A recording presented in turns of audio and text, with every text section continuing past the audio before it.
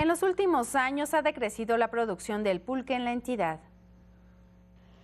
Es una bebida a la que se le adjudicaron poderes mágicos. Se dice que es afrodisíaca y se le consideró exclusiva de dioses, reyes y guerreros. Pero hoy está en franca decadencia. El pulque, al que se asegura le faltan pocos nutrientes para que se iguale con la carne, ya no tiene demanda. En la década de los 70 se producían 450,000 litros de pulque al día. Hoy son alrededor de 100,000. No obstante que en Hidalgo se produce más del 60% de la producción nacional.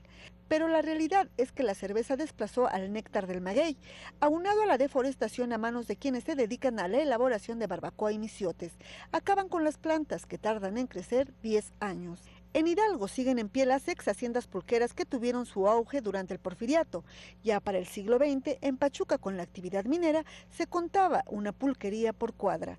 Lo mismo se vendía al natural que curado, pero hoy muy poca gente lo consume. Sí, ya muy poca gente lo consume porque pues ya inventaron muchas cosas y casi ya no lo producen. Y el maguey más que nada se acabó, se está acabando. Sin embargo, el maguey no solo es productor de aguamiel, pues cumple una importante función para evitar la desertificación de la tierra. Solo en este año se lleva a cabo la reforestación de 1,500 hectáreas en Hidalgo. Cerca de 25 millones de pesos en proyectos en la parte del altiplano y en plantaciones de maguey, en plantaciones de nopal. Con imágenes de Alejandro Juárez, informó Ángeles Monsalvo. Hola, ¿qué tal? Soy Marco Pliego, campeón mundial de la Serie Mundial Cal Ripken en 2010 y soy orgullosamente hidalguense. 200 años del inicio de una lucha por alcanzar la más elevada de las conquistas, la libertad. En Hidalgo nos emociona y enorgullece llevar el nombre del padre de la patria. Patria libre y soberana de la que Hidalgo forma parte y cuyo viento libertario se percibe en sus fábricas, aulas, hospitales, calles, avenidas, plazas públicas o viviendas, y anida en el pecho de sus hijos para palpitar incesante en la diaria y constructiva faena de un Hidalgo mejor. Hidalgo Televisión, la señal de los hidalguenses.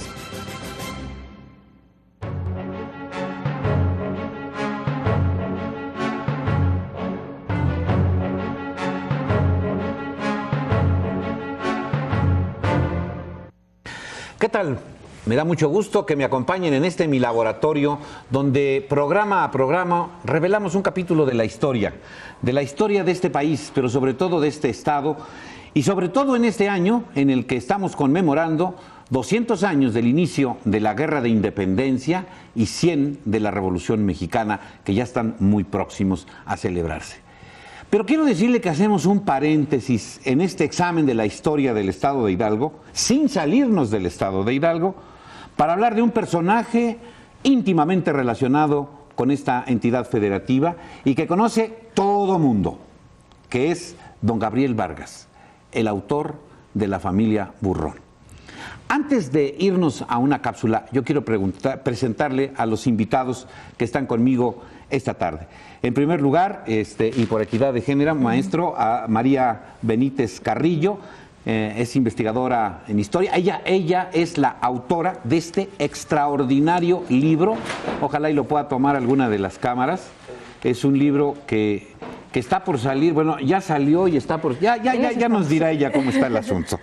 Pero quiero decirles que junto con Mayra Benítez Carrillo está con nosotros, y es un honor para nosotros recibirlo en este programa, don Sixto Valencia Burgos, nada más y nada menos que el autor de Memín Penguín.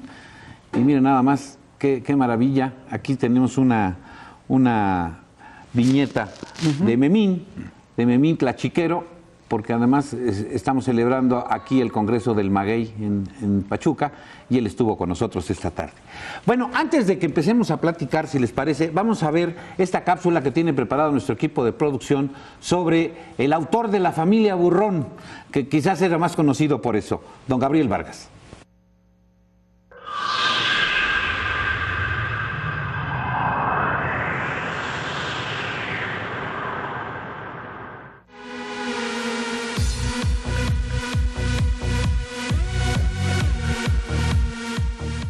Original del hidalguense Gabriel Vargas, nacido en Tulancingo el 5 de febrero de 1915, la familia Burrón es hoy un ícono de la cultura nacional, la historieta con mayor difusión y penetración en la sociedad mexicana. Por más de 60 años, este cómic mexicano fue el deleite de chicos y grandes. Su argumento son las aventuras de una familia pobre mexicana que habita una colonia popular en la capital del país. Sus personajes son extraídos de la realidad nacional y muchos mexicanos se identifican con ellos. Destaca doña Borola Tacuche de Burrón, mujer incansable en su pretensión por sacar de la pobreza a sus hijos y defender a los pobres de las injusticias que cometen los acaparadores de productos básicos, policías, ladrones y políticos corruptos. El trabajo de Gabriel Vargas es considerado uno de los más importantes de la caricatura mexicana. En su historieta hay más de 30 personajes, unos con mayor importancia que otros, pero todos con un estilo único producto de los trazos de Gabriel Vargas. El trabajo de este gran dibujante, admirado por miles de mexicanos, es sin duda una visión cómica y desenfadada de la realidad en las calles y colonias del Distrito Federal, pero a la vez crítica mordaz sobre la verdadera realidad de México. La familia Burrón es hoy un legado de las maneras en que se divertían las familias a mediados del siglo pasado, parte fundamental de nuestra cultura y una expresión popular crítica de nuestra sociedad. La familia Burrón fue una publicación tan importante a mediados del siglo pasado que se dice que más de una generación aprendió a leer en sus páginas, producto de un gran mexicano e hidalguense, Gabriel Vargas.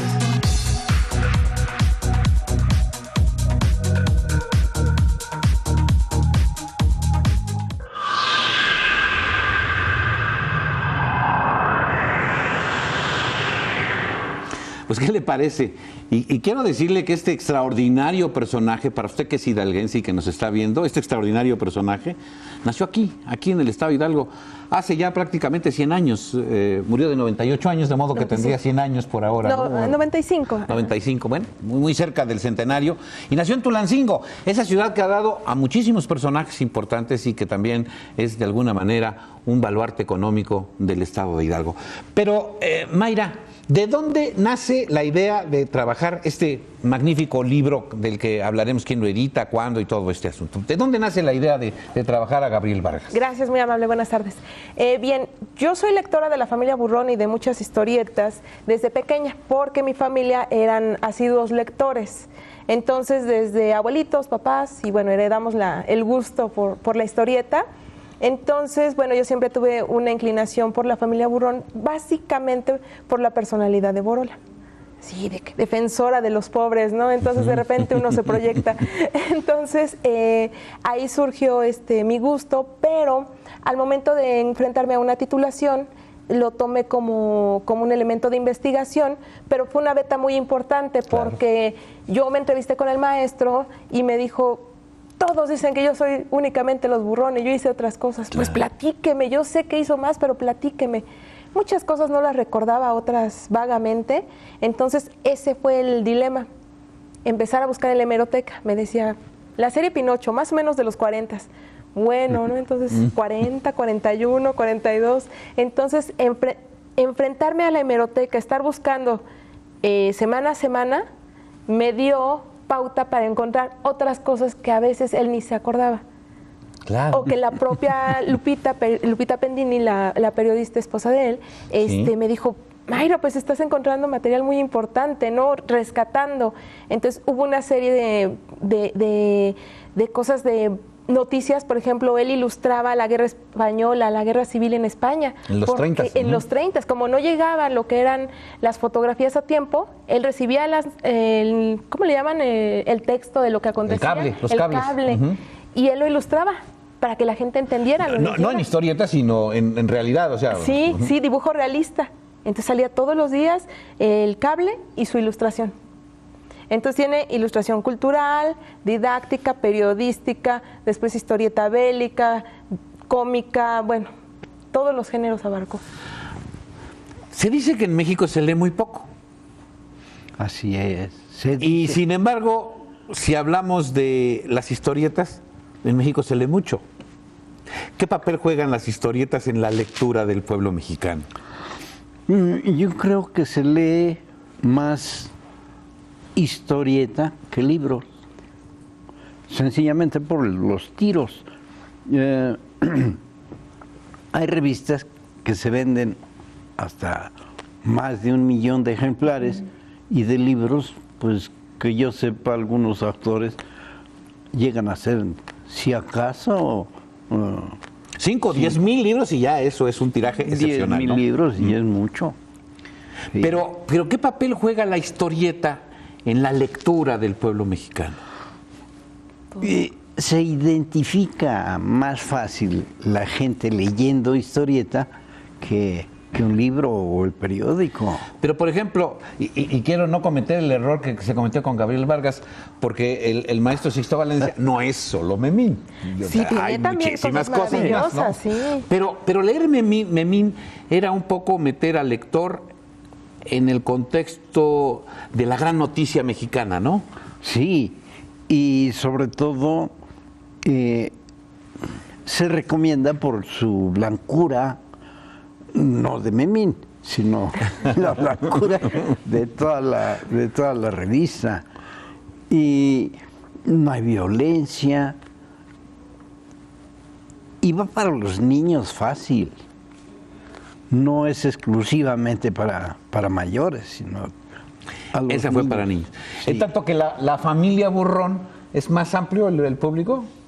Podría ser, de repente, por lo que es la crítica social. Hay capítulos en los que verdaderamente un niño no los entendería. O sea, hay elementos políticos de robos que a lo mejor al niño no le llegan, ¿no? Pero hay aventuras que sí hay para niños específicamente, ¿no? Por ejemplo, cuando hace de la vecindad un castillo para distraer a las vecinas, o hace la feria con botes y latas para distraer a la vecindad. Entonces, como que sí iba pensando en diferentes públicos de acuerdo a la aventura.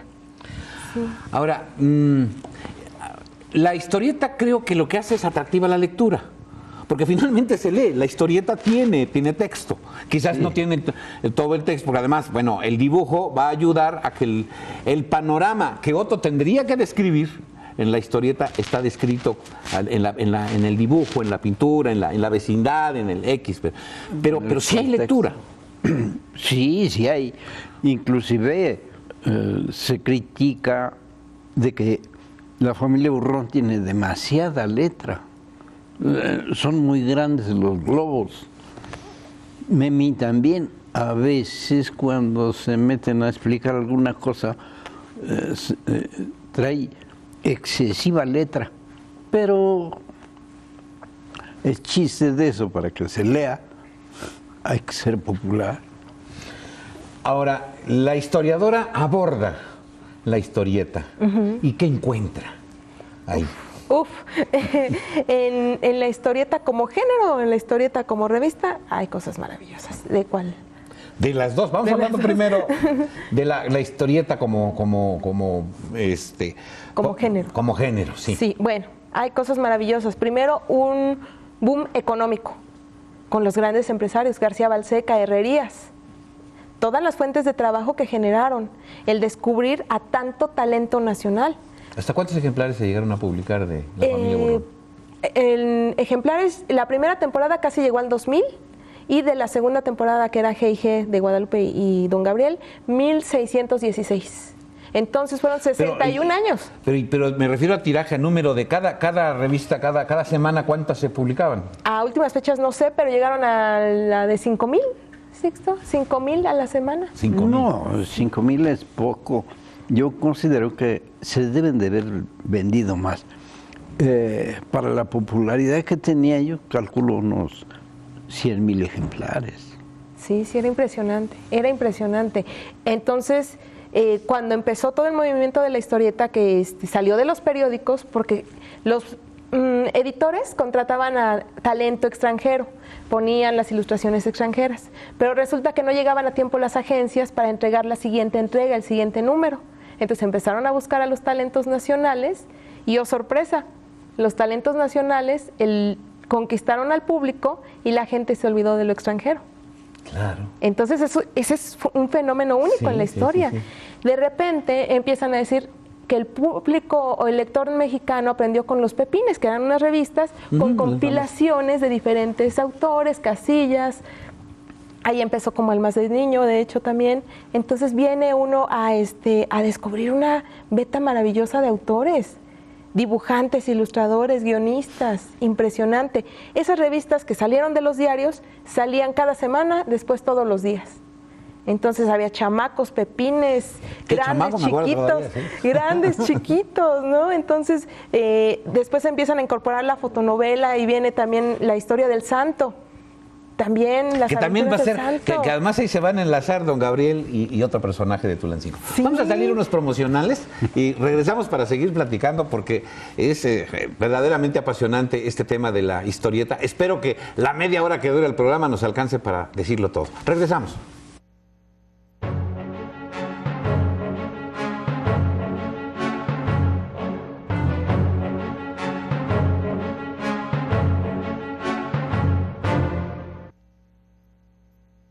Una pregunta, ¿encontró todos sus productos? Sí, todos. ¿Y qué productos lleva? Bueno, pues los que necesito para la casa y además los que apoyan al Teletón. ¿En serio tu mamá está comprando marcas que apoyan al Teletón? Sí, yo le ayudé a encontrar los que tienen el corazoncito con las manitas. Ay, qué padre. ¿Y ustedes saben por qué es importante apoyar a los niños del Teletón? Bueno, sí, porque ayudamos a los niños con discapacidad y cáncer. Muy bien, las felicito por sacar lo mejor de ustedes y ayudarlos comprando productos que apoyan al Teletón. Muchas gracias. Gracias. Teletón 2010, lo mejor de ti hace grande a México. Para ti, ¿qué es capacitación? Pues prepararse un poco más.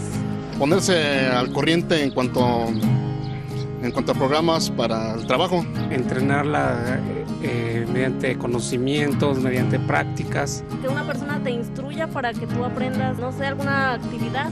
Como para tener un mejor empleo, tener una mejor preparación y como adulto, pues todavía poder servirle a mi país.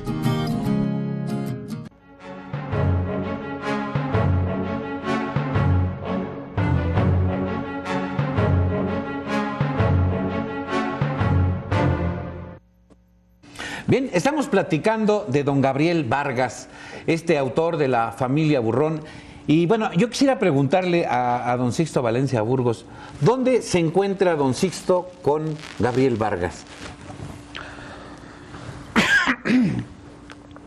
En mi tierra,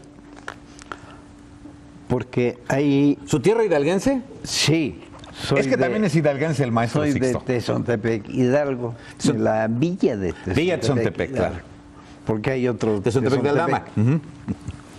Y ahí me encuentro con el Pepín, que me atraía muchísimo el Che Gilemón, que era de los super locos que salía en la época que yo estaba en edad de leer las historietas.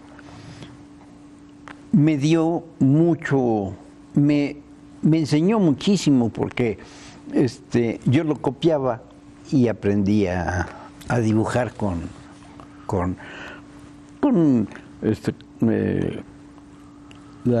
los superlocos, Rolando el Rabioso,